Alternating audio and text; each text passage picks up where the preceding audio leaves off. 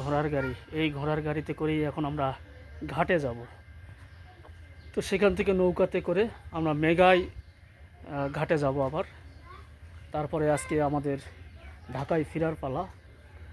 তো এই হচ্ছে ঘোড়ার গাড়ি, এই ঘোড়ার গাড়িতেই যেতে হবে।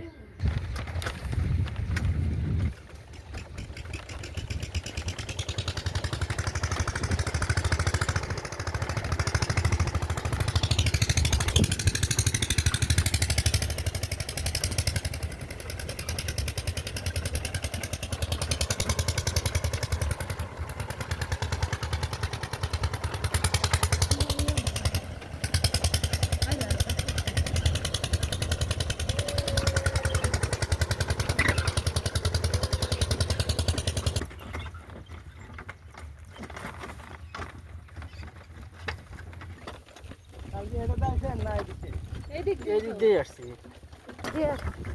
এই দিক দিয়ে ওই যে মোষের যে ইয়া দেখা যাচ্ছে, ওই মোষের ধার দিয়ে আসছি। মোটামুটি রাস্তা তো কম না, এটা অনেক, হেঁটে গেলে মোটামুটি 1.5 ঘন্টা লাগবে।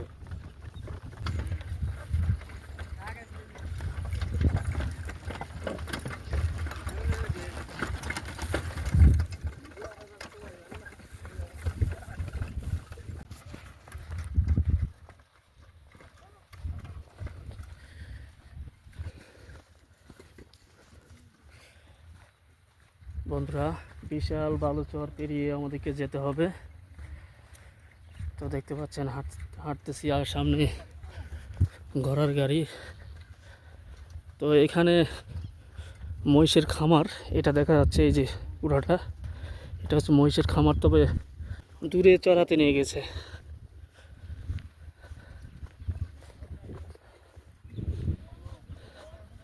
মোটামুটি 1 ঘন্টা আমাদের সময় লাগবে ঘাটে পৌঁছিতে। এই 1 ঘন্টা এইভাবে বালু দিয়ে হেঁটে হেঁটেই যেতে হবে। এখানে মোষ রাখা হয় এই চরের মধ্যে। সারাদিন বিভিন্ন দিকে মোষ চড়ানোর পরে এখানে নিয়ে আসে রাত্রে রাখা হয়।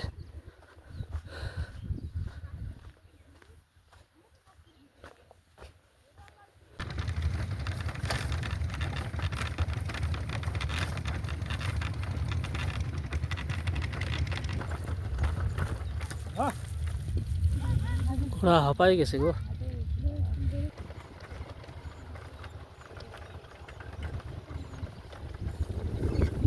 নৌকা ছাড়াই দিচ্ছে। এই যে আমরা চলে আসছি সুতানারা ঘাটে। এখান থেকে আমরা এই নৌকাতে উঠে আমরা চলে যাব মেঘাই ঘাটে। তো অনেক মানুষ উঠেছে এই নৌকাতে, জায়গায় নেই। এই নৌকাটা কোথায় যাবে? এইটা কোথায় যাবে? ঢেকুরিয়া না? তো যাওয়া যাবে তো? অনেক মানুষ, অনেক। এটা ঢেকুরিয়া ঘাটে যাবে। তো আমরা এই ঘাটের নাম কি? এই ঘাটটার নাম কি? তো এখান থেকে আমরা নৌকাতে উঠে আমরা চলে যাব ঢেকুরিয়া ঘাটে।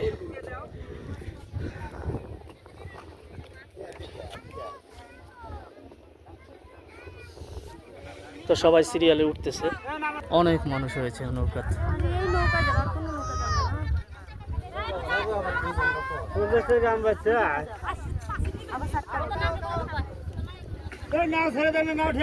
আসেন আসেন, চালু আসেন।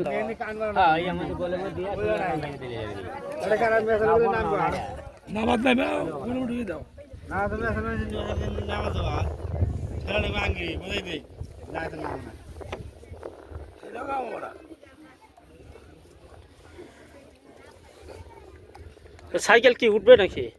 আমি কয় ছয়টা এখানে গলি দেন সাদা হ্যালো এখানে গলি ঢুকে যাও।